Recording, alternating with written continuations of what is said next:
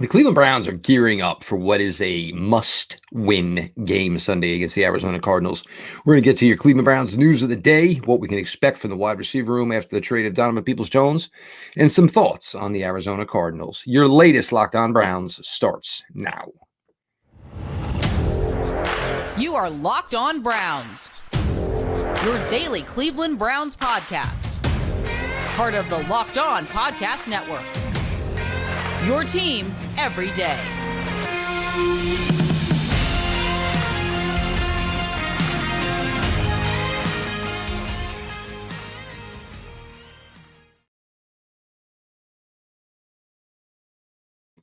Welcome back, my friends, to the show that never ends, your daily delivery of all things Dog Pound LGB on the LOB, the Locked On Browns podcast, brought to you by the Locked On Podcast Network, your team every day. Your host, Jeff Lloyd, and I appreciate all of you who make Locked On Browns your first listen every single day. And I suggest you join the everyday crowd by subscribing to Locked On Browns YouTube channel. It's a party all day, every day. And of course, Locked On Browns is always available, always free, wherever you get your podcast. Today's episode is brought to you by PrizePicks.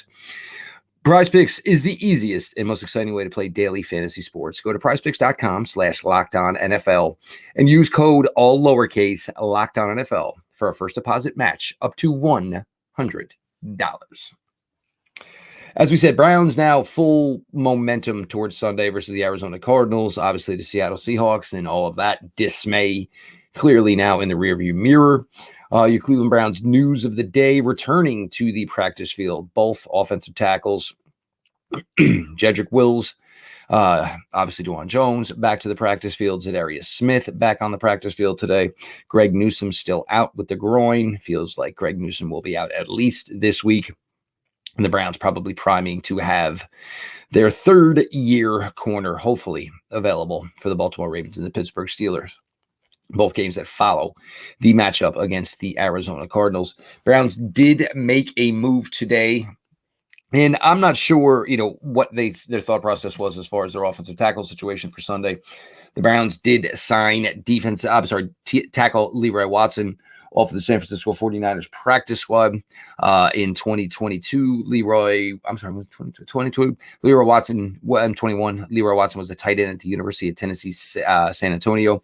So if you see him listed at his listed height of 6'5", 260 pounds, I'm not sure if he's still 260, but he was a collegiate tight end.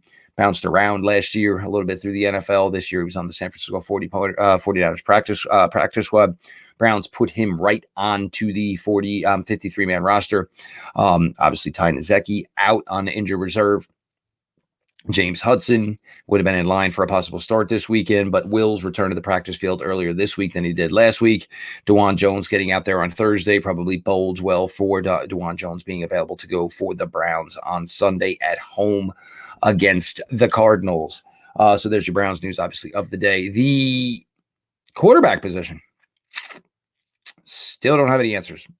Deshaun Watson practiced in full again today. Obviously, everybody else is working in and out. Ironically enough, DTR looked and appeared from everybody I spoke with that he was filling in as the backup quarterback and taking those reps, even though we still hear from Coach Kevin Stefanski that it is PJ Walker who will be the backup and will be the starter if Deshaun Watson is unable to go.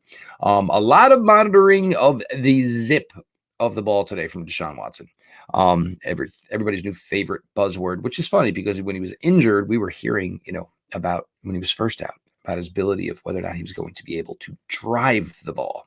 Now we're using zip. Practice was outside. The velocity looked pretty good, from what you could see of it.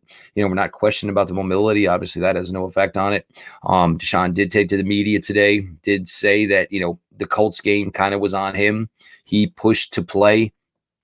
He felt now that was a regret, felt that he was not ready to go. So, good for Deshaun, obviously, to put the onus on himself, to be honest and let everybody know where it's at. As far as the overall injury, look, when it first happened, we were talking about an injury that was between 2 and 6 weeks. We're at 6 weeks. We are at that point. Do we know if the timetable got set back any bit by the injury? The hits that he took against the Indianapolis Colts. We're unaware of that. This is a tricky slope, though, for Deshaun to go in this game because the Browns, yes, you want him for the Ravens and the Steelers games. There's no question about wanting Deshaun Watson back for those games. But, does he need work? To have him come back against the Ravens a week from Sunday with no rest. I mean, with no playing time. And I'm even seeing like, guys, everything's just getting completely over monitored with Deshaun. There's a little bit of people wonder why he's throwing it all.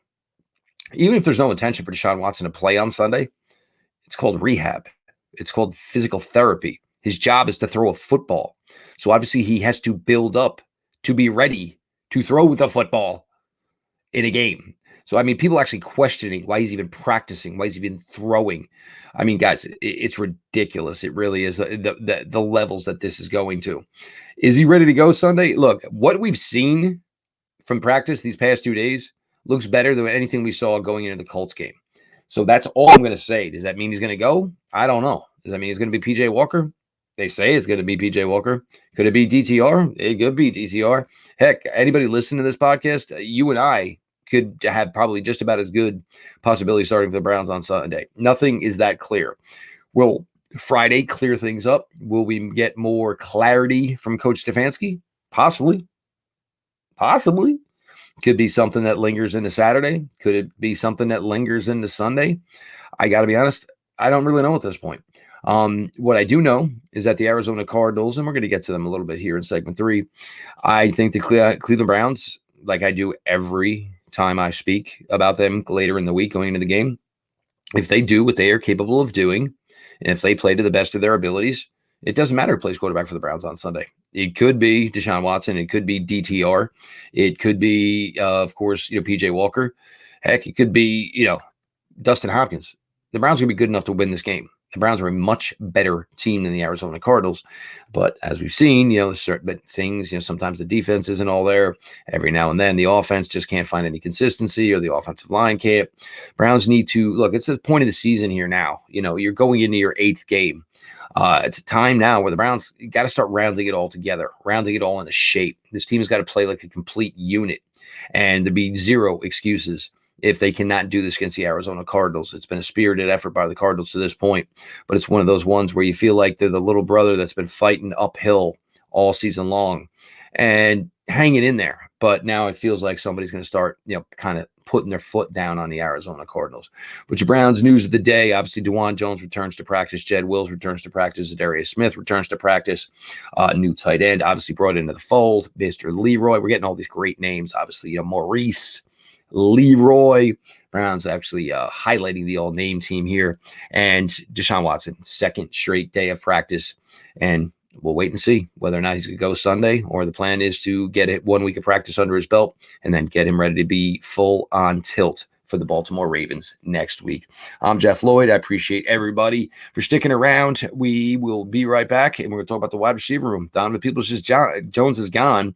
Obviously, everybody wants to talk about Cedric Tillman, but let's see how that wide receiver room is going to shape up in the weeks to come following the trade of DPJ.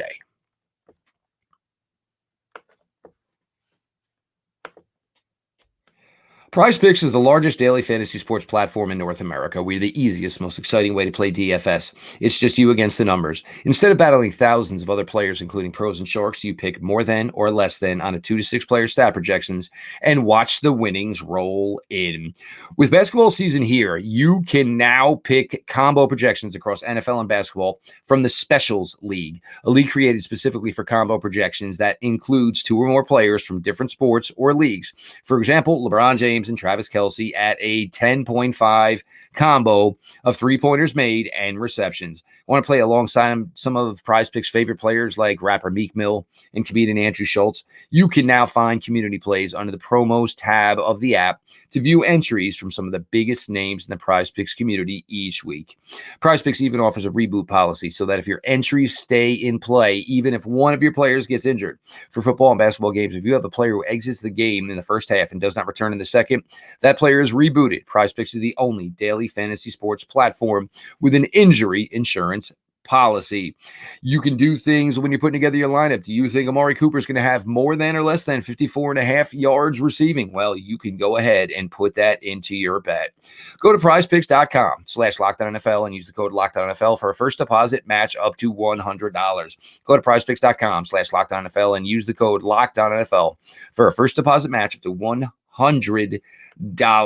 PrizePicks. Go ahead and download it and enjoy the living daylights out of it.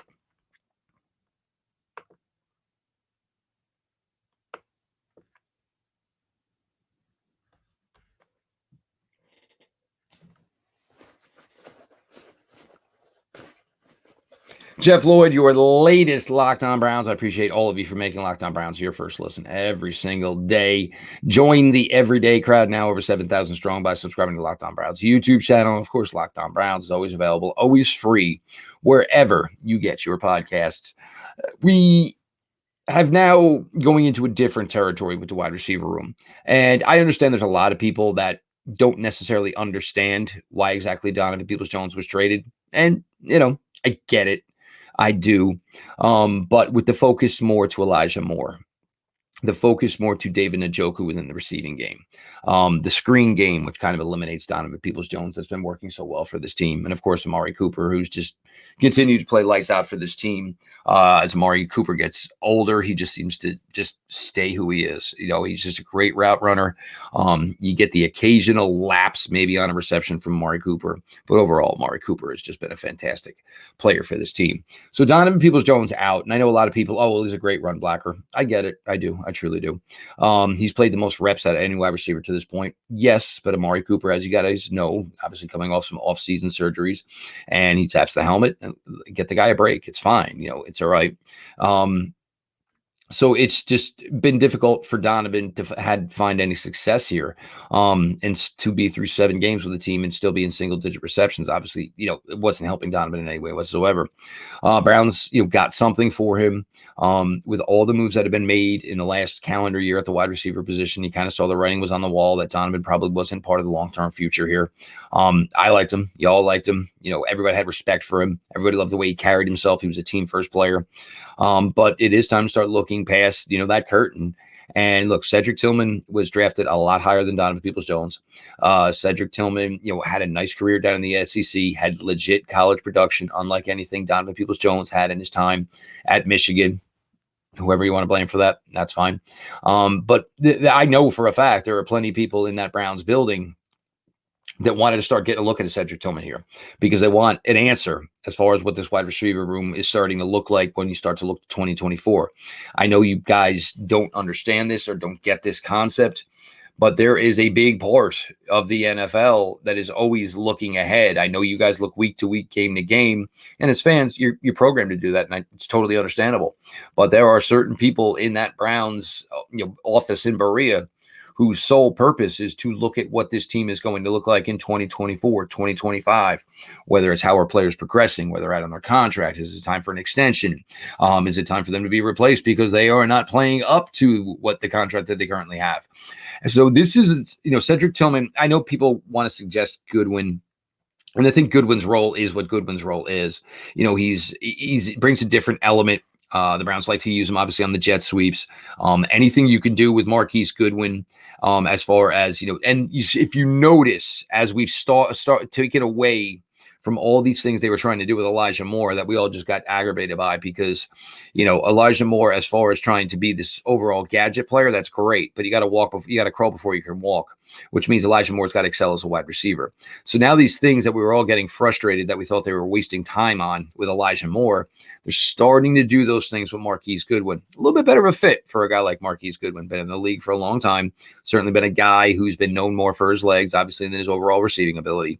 So for Goodwin and everybody, and the reps have picked up a tad. I guess I'm okay with it. I'd certainly rather see opportunities for a guy like David Bell. Certainly, but for this week, obviously Cedric Tillman's going to go back most likely onto the active game roster on Sunday. Is it going to be a lot of reps? I'm not sure. I know everybody's concerned. Is he going to be able to run block? Cedric Tillman's a good run blocker coming out of Tennessee. He was a good run blocker, what we saw of him in the preseason. He was a good receiver of what we saw of him in the preseason. So I think the time is now to see what you got in Cedric Tillman. Look, it's been 8 weeks now watching. 7 games, 8 overall weeks. So just watching, trying to hone his craft. And it's now about time. And it's been weird with this Browns rookie class because they're 2 top picks. Obviously, Tillman and Ika barely played. Obviously a ton of time for Dawand Jones. Obviously, plenty of playing time. Some playing time for DTR. But it's now time for the Browns to see what they truly have. And, it's a great opportunity for the Browns that they were able to draft the way they did and the roster being as good as it is. And they're able to bring these guys along slowly. But you got to start seeing what you got in some of these guys because, obviously it starts hindering what your offseason plans are between free agency, obviously trades and the draft. So Cedric Tillman's going to get his run here. And I'm excited for it. The calling card he brings to that wide receiver room for the Browns is that he is the biggest guy there. Nobody else can match him size-wise. He is the biggest wide receiver they have at 6'3". So, I'm excited for Tillman to get his opportunity. How does this work, for the rest of the wide receiver room? It doesn't change what Coop does. Obviously, it doesn't change what Moore does. And does it hurt the room overall? Look, Donovan was playing the most reps, but Donovan was also giving you the least amount of production out of the top 3 wide receivers who played. So, it's a loss. I get it. And, and I appreciate every one of you guys who, find these guys and you root for them and you cheer for them. Look, you guys know I was a big Joe Schobert guy. So I have zero issues with you guys, calling people, your guys and guys that you want to root for week in, week out when you sit down at that TV screen to watch the games. But you got to understand it's a business and it's a business where you make moves and it may not just be for today.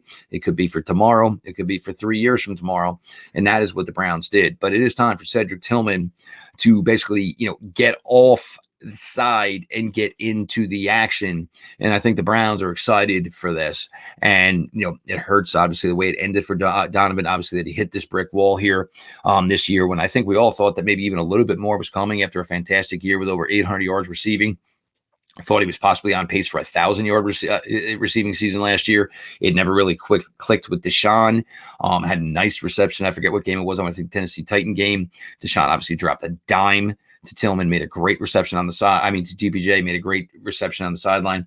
But as this team transitioned, and there was obviously these weeks where, Deshaun was not part of it, and the other quarterbacks, he just couldn't get any rhythm going again for Donovan. So it's time to see what Cedric Tillman can bring this team.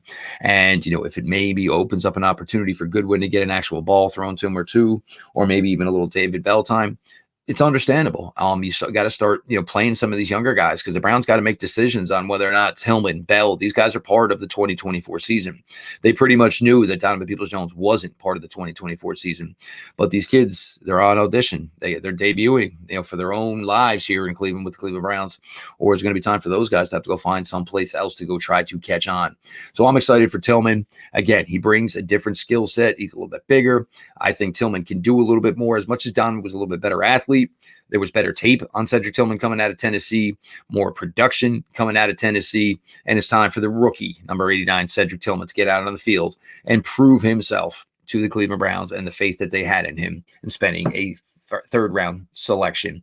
We're going to continue on here. We're going to get to a little Cardinals talk. Jeff Lloyd, your latest Locked On Browns. I appreciate you all for sticking around for the ride. Has the game gone to the 2-minute warning? Well, if the game's gone to the 2-minute warning, guys and gals, everybody's going to start to get hungry. Browns fans, why don't you call in Athens Pizza through DoorDash? Best thing about it is just order a variety of stuff, some pizzas, some sandwiches, some apps. Of course, you got to have the wings as football Sunday. You cannot have a football Sunday without wings.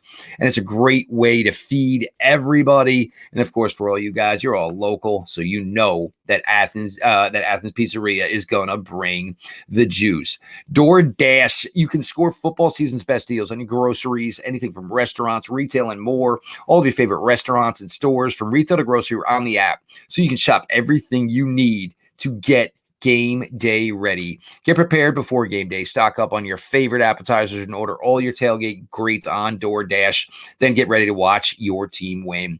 Get 50% off up to $10 value when you spend $15 or more on your first order when you download the DoorDash app and enter the code LOCKED23. Subject to change. Terms apply. That's 50% off up to $10 value when you spend $15 or more on your first order when you download the DoorDash app and enter the code LOCK23.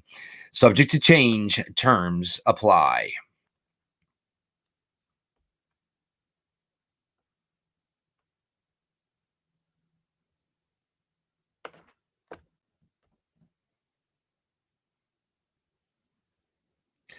Jeff Lloyd, your latest Locked On Browns. I appreciate everybody who makes Locked On Browns their first listen every single day. The everyday crowd just keeps getting bigger and more rowdy, so I suggest you join it by subscribing to Locked On Browns YouTube channel. And, of course, Locked On Browns always available, always free, wherever you get your podcasts.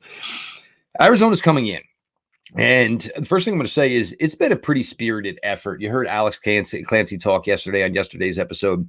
This team, everybody feels like, week in, week out, the Cardinals are going to get blown out. Cardinals are going to get blown out. Cardinals are going to get blown out. Not only have they not gotten blown out, in some of these games they've had leads. I mean, not that the Giant game was that impressive. Obviously, the Giants ended up winning that game, but the Cardinals were huge on the New York Giants before eventually falling to pieces and losing that game. But this is a weird team right now because you're going to talk about this and you're going to talk about, obviously, the Arizona Cardinals. And they're going to come into this game. Their leading passer on the season was Josh Dobbs, as we all know. Well, Josh Dobbs is no longer part of their team. Their leading rusher this season, James Conner. James Conner is on injured reserve. Their second leading rusher was Josh Dobbs. He is no longer on the team. Their third leading rusher, rookie running back, Demercado out of TCU. He's injured, so most likely not playing. The Cardinals' top receiver this year has been Hollywood Brown, former Baltimore Raven, as we all know well who he is. Second leading receiver was Michael Wilson, a guy I loved in the draft process coming out of Stanford. Michael Wilson is currently injured. They've got a pretty good set of tight ends in Trey McBride. And, of course, old Philadelphia Eagle Zach Ertz. But this is a really difficult team. And this is the thing, and I said it yesterday, and I'll say it again today. This is the thing that scares me is the Browns go into this kind of blind. You know what I'm saying? This is like a team they don't have much film on. There is not much film on Clayton Tune, who most likely is going to be the starter this week, with Jeff Driscoll being the backup. Look, Kyler Murray is not taking reps with the first-team offense. That's all you need to know. And I will say it again, if the Arizona Cardinals were to start Kyler Murray in this game, I guarantee you Kyler Murray himself would tell you, I am not playing. This is not the game you come back against, not against the Browns defensive line. You'd be stupid. I mean, it is literally a Russian roulette thing to come back against. Not saying, that the injury, not saying that the injury isn't fixed. It's not that the knee isn't sound.